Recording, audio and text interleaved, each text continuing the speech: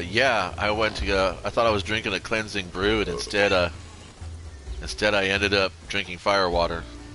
So, yeah, I was on my way out to go skin some gorillas. So now this is the perfect time to go fight gorillas with a headache. Anyway, welcome to Conan Exiles. I haven't actually streamed one of these in a very long time, for apparent reasons, mostly because there can be problems if people find this, and I am playing on a PvP server, and if somebody wanted to be particularly sassy, they could use this video as intel and cause me a lot of grief. But I don't know what you think you might be getting away with, but who cares? Like anybody watches my shit anyway, huh? Right? Okay, so it's a good thing that being drunk does not impair your dexterity. Makes you thirsty as heck, though. That's IRL too, man.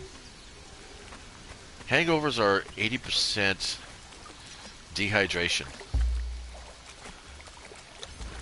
to be honest.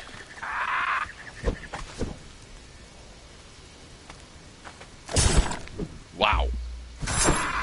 I don't know, man. They're going to add some new stuff to the game, but I think what they should probably focus on is cleaning up the servers a bit more. I am super excited about the fact that they have their new server policies.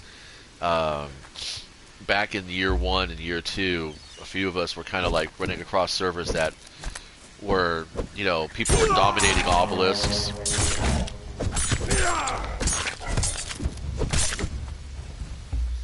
And one group was actually camping outside of dungeons and raiding people as they came out. Which I mean, you know, the game allows it, but it's not really sportsmanly. So Funcom finally stepped in and said, well, if they're blocking access, then yeah, you can report them, blah, blah, blah. Here's the email. A lot of the content providers out there, you know, the influencers, they're like, yeah, you know, that's great and all that, we can report, but honestly, it'd be better if we had some kind of in-game service that we could do. And I think that's a good idea. Although I can see how it could be a problem, you know, somebody spamming during PvP because they feel like they're being unfairly beaten to death. Yeah.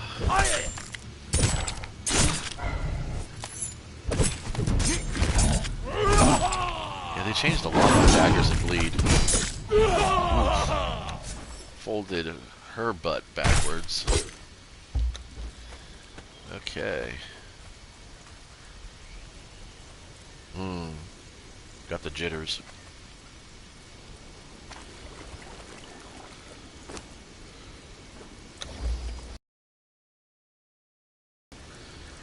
Yay. One time I did an armor lock. I was only allowed to carry around one set of armor. I could not craft it. I had to harvest it. And I did it with a weapon lock. It was basically it was a Nuzlocke gear lock for Conan Exiles. And believe it or not, it's actually a lot of fun to play that. Especially on a PvP server. And you might have individuals taking advantage of your sportsmanly challenge, but it's been pretty cool. It's been pretty civil lately, so. But this is one of those servers that has like a rhythm to it. It's like every 6 to 8 months, there's like this blowout, massive, you know, war. But it's like all amongst within the same 5 or so groups. And these groups are as small as, you know, 2 people, as big as 10. We've only had one clan alliance on this server. That was a couple years ago when some griefers came on, and we basically just ran their asses off. That was pretty fun. All those people don't play anymore, though. They've gone off to private servers or PvE conflicts or SIPTA. A lot of people left the game, left the Exile lands for SIPTA, which is, I mean, that's expected. People want to play the new hotness. They're more than justified to do so.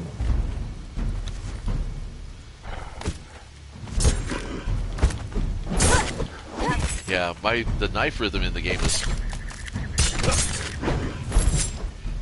Yeah. normally this is my normal attack is lunge, slash, slash, and then dodge out. But the dodging is got a way long gap. Even if you just do lunge and dodge, see,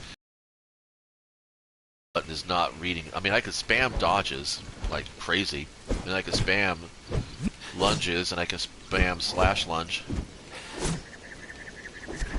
And there's a bit of a gap in there. It's like after you chain a few combos when you're near dead on stamina, I guess you could do it. But oh wow, total telegraphing. Whoa! I was hoping to get more than just a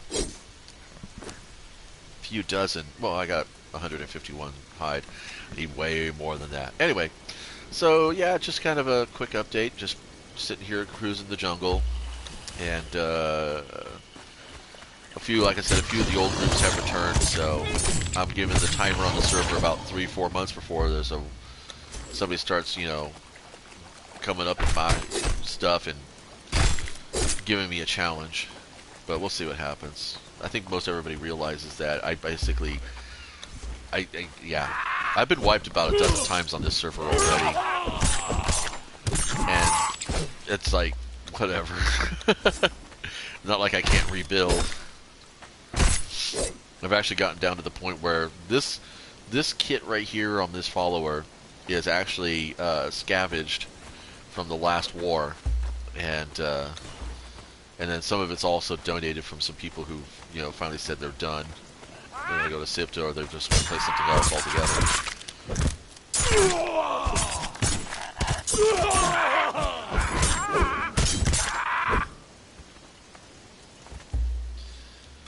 So it's like, you know, you play a server long enough, you play a character long enough, until they find a way to take away your feats and your skill points, there's not much that anybody can do to really ruin your game.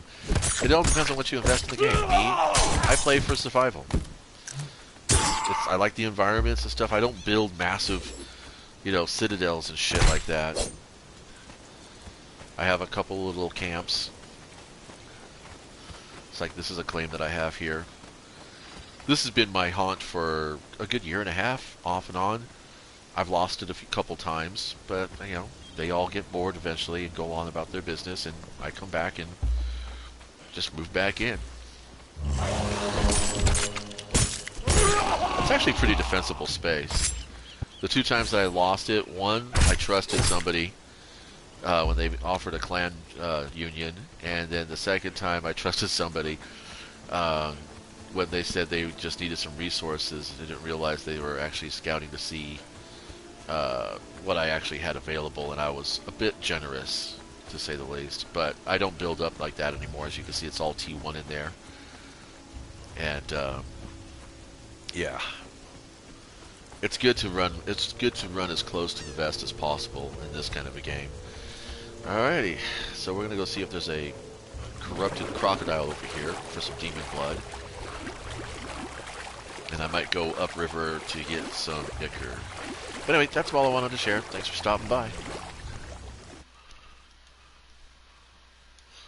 Oh, I almost forgot. Don't go hide farming on Firewater. Not a good idea.